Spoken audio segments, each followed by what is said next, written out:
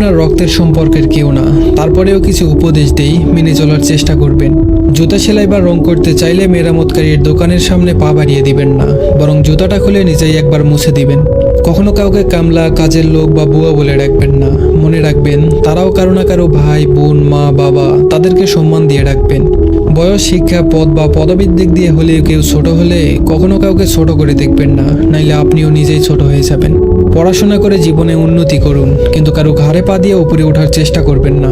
সবসময় পাওয়ার চেয়ে দেওয়ার চেষ্টা বেশি করবেন। মনে রাখবেন, প্রদানকারীর হাত সর্বদা উপরে থাকে। এমন কিছু করবেন না যার জন্য আপনার এবং আপনার পরিবারের উপর কারো আঙ্গুল ওঠে। আপনার কি আছে তা আপনার গায়ে লেখা নেই, কিন্তু আপনার ব্যবহারে দেখা যাবে আপনার পরিবার কোথায় আছে। আপনি ছেলে হয়ে থাকলে কখনোই মার কথা শুনে বউকে আর বউয়ের কথা শুনে মাকে বিচারের কাঠগড়ায় দাঁড় করাবেন না, কারণ আপনি কাউকে ফেলে দিতে পারবেন না।